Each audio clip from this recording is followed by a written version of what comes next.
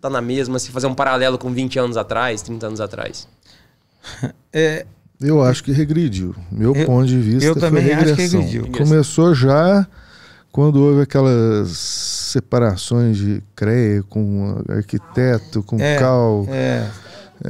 Infelizmente houve uma diminuição do poder da instituição, do conselho, né? Houve momentos bons, nós fizemos parcerias boas aqui em Paraíso, associação, CREA, prefeitura, que deu uma bela organizada na cidade, né? Que foi um modelo. Chegou a fazer um projeto, né? Alianças pela Urbanicidade. Foi um ponto positivo. Foi fantástico. Foi um projeto modelo que deu um certo danado, mas não prosperou exatamente por conta disso que eu estou falando. Hoje é um presidente de CREA, amanhã é outro. Hoje é um prefeito, amanhã é outro. Hoje é um presidente da Associação de Engenheiro, amanhã é outro. Então não perde prospera. A linha, né? Perde o foco. E às vezes o que era interessante para um passa a não ser mais. E, enfim... Mas assim que funciona. Por fotos mesmo, a gente via que tinha uma amizade entre as pessoas que estavam na associação ou próximo do CREA. Hoje em dia a gente vê que as pessoas mal se conhecem. Não tem... A quantidade de profissionais no setor aumentou demais. Né? Então, o que acontece?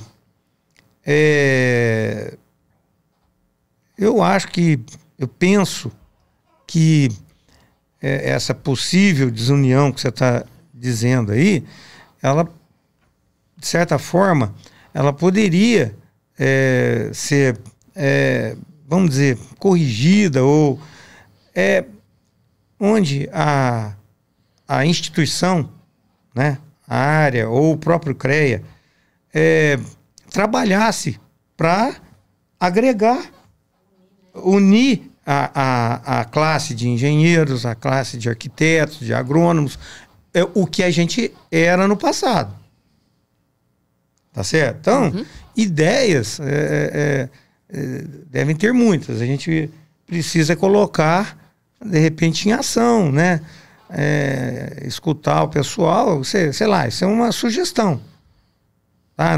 Já que nós temos uma estrutura legal, né? Temos tudo na mão. Não, e aquele modelo piloto que nós fizemos, deu certo aqui, é um exemplo de que as coisas podem funcionar de forma adequada com a parceria e com a união de todo mundo. Porque lá era uma parceria, era Associação de Engenheiros, era CREA e Prefeitura. Né? E deu um certo danado. Né?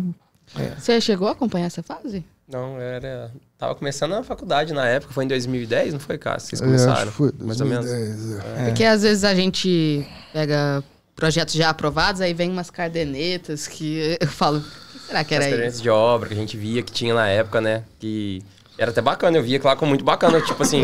Esse é um dos grandes desafios.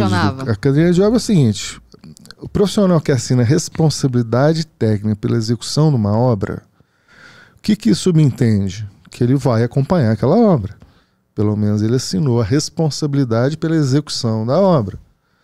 Mas isso aí foi se prostituindo durante o tempo, foi virando mercado. A pessoa assina a responsabilidade pela obra, cobra pouco, sabe, só para ganhar, às vezes, até para poder pegar o projeto, e não vai na obra. Então, quer dizer, não faz sentido. Você assume a responsabilidade por uma obra perante um documento, perante um papel, um documento mesmo. Um contrato, né, cara? Um contrato e não acompanha a obra. Aí, na época, nós criamos a caderneta de obras. Então, por exemplo, você recebia o alvará de execução daquela obra junto a uma caderneta de obras. Aí, quem assinava a responsabilidade pela execução da obra tinha que fazer as anotações mínimas durante cada etapa da obra, porque senão depois o proprietário não conseguiu a habite-se. Entendeu? Aí sim você começou a valorizar os profissionais que executavam obras. E diminuiu essa prostituição que houve de quem ficava assinando a RT de execução à torta e direito, entendeu? Funcionou perfeitamente. Sim. Tem modelos no Brasil funcionando até hoje. Olha o que o Cássio diz. Alfenas. Olha o que o Cássio diz. Esse simples ato, né, da criação da caderneta, olha o que isso valoriza o profissional. Está colocando o profissional no devido lugar dele. Sim. Tá? Porque muitas vezes o mercado aí o próprio, sei lá, cliente, né? Não, eu preciso que você só assine aqui para mim, eu não preciso que me acompanhe a obra, não. Ou seja, o que é isso? É a desvalorização do profissional, no meu ponto de vista. Sim, eu concordo. Tá certo? Sim. Então, não. Isso aí veio para valorizar o profissional, colocar o profissional inserido naquilo que ele é pago para fazer. E dá o quê? O que isso traz? Traz qualidade ao serviço que ele está prestando, qualidade à obra que está sendo executada. Entendeu? Por quê? Porque cada profissional está no seu devido lugar. É uma cadeia. Tudo tem um porquê. A legislação é assim. Você assina a responsabilidade de uma obra, então para quê? Para você acompanhar e ser realmente responsável pela obra. É igual a legislação. Você tem a lei, Código de Obras, o plano diretor, lei de zoneamento. Isso aí à toa? Não, isso é para proteger a sociedade, organizar a sociedade. Entendeu? Então você tem que ter regras, senão vira bagunça. Né? Então tudo tem um porquê. É aquilo que eu disse. Lei você não discute. Lei você cumpre. E ponto. Mas tá então, aí por exemplo, na época que existia aquele convênio entre CREA, associação e prefeitura, existia controle. O que era esse controle?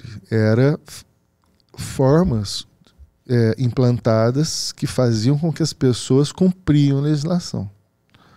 Então, por exemplo, não tinha obra irregular, obra sem alvará, obra sem projeto, entulho na rua. Tinha mais gente de olho também, né? Tinha um sistema de verificação. Legislação nós temos boa. Era a legislação municipal, nesse ponto, no que diz respeito a tapume, acondicionamento de materiais, limpeza da via pública. Aquele convênio nada mais foi do que fazer com que aplicasse o cumprimento da lei municipal. Não mudou lei, não mudou nada. Não mudou nada, era só cumprir. E por quê? Porque muda prefeito, o prefeito não tem interesse em continuar com convênio com a associação. Entendeu? Aí acaba. Por causa de gastos ou só, às vezes é gastos, às vezes é visão política. Fala só, isso politicamente pra mim não é bom. Aí eu quero ajudar outras pessoas aí sem ter Sei lá, cada um tem uma visão. Sim. É como o Vim falou, nosso planejamento, a legislação em si é muito boa. Não, é perfeita. Assim, perfeita é complicado dizer, né? Mas assim, ela se aplicada, ela é eficiente. Nós temos um belo código, nós temos um plano diretor em vigor em São Sebastião do Paraíso, cujo código de obras é parte dele. Sim. E pode ter certeza, se botar ele para, assim, ele existe aí.